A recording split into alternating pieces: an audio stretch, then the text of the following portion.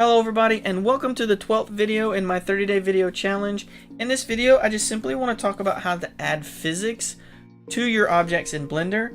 I'm specifically going to be talking about the rigid body component, which causes your objects to react with gravity and mass. So in Blender, on the default screen we have your default cube, and we're just going to scroll over here to your properties panel. And all the way to the right, your last tab here is this little bouncy ball. This is your physics tab. When you click on that, it brings up a bunch of options. We're going to go straight to the rigid body component. Now by adding this component, it's going to add a bunch of settings to it. Here's your mass, friction, bounciness. But if we go ahead and hit animate, you'll notice that the cube reacts as if it was affected by gravity. It gets pulled away or pulled down. Now, if we want it to have a ground to land on, pull the cube up and we're going to add a plane and we're going to scale the plane up. Now without adding the rigid body component, the cube is going to fall through it. It doesn't know to interact with the plane.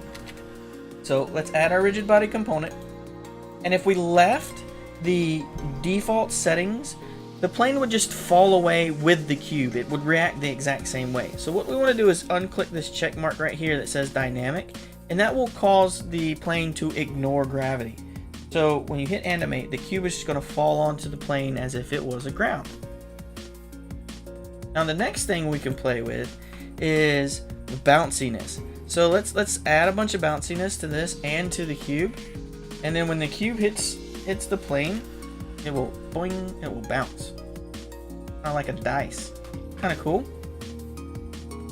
Now another thing you can do is if let's take the bounciness off and let's take the friction off. Make this sucker slide all over the place. And play. Ooh, nothing happened. Because the cube is only falling straight down. There's nothing for it to land on. It's not being pulled left or right in any direction. The only thing affecting it is gravity, straight down. So let's add something in the way. We're going to add a cone. Put the cone on the ground because I got my cursor out of place. So the cone's going to sit here. Just like before, we need to add the rigid body component because the cube does not know to interact with it. So by adding the rigid body component, we're going to uncheck dynamic. We could leave it because it has the ground to sit on, but I'm just going to leave it alone so that it doesn't move. So now when I hit animate, the cube is going to land on the cone, bounce off, and it's going to slide across because we took all the friction away. Now it doesn't go far because the animation is only set to 250. Now this is something I actually had to go look up because I wasn't sure how to change the length of the physics animation. Because changing your keyframes, your frames down here, it didn't work. See this yellow spot down here at the bottom? It still stops at 250. Your physics frame rate is actually right under here on this third tab.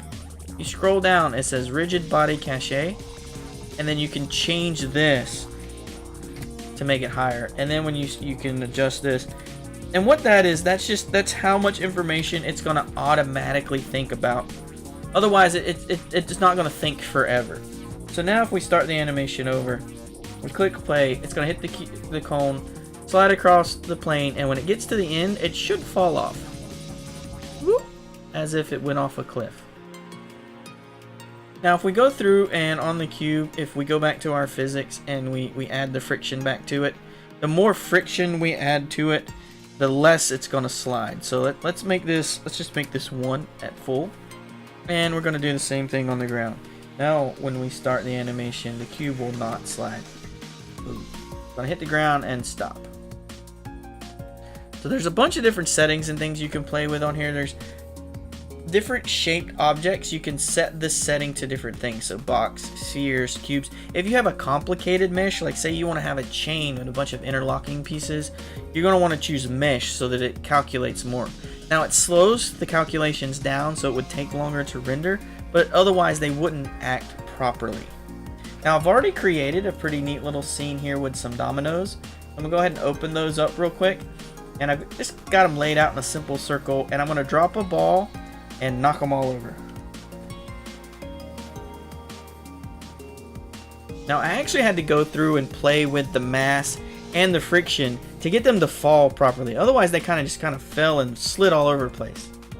So thank you for watching. I hope you learned something. I know I learned a little bit about the physics engine while I was doing this.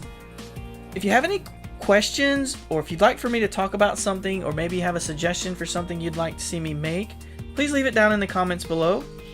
Y'all have a good evening, and thank you for watching.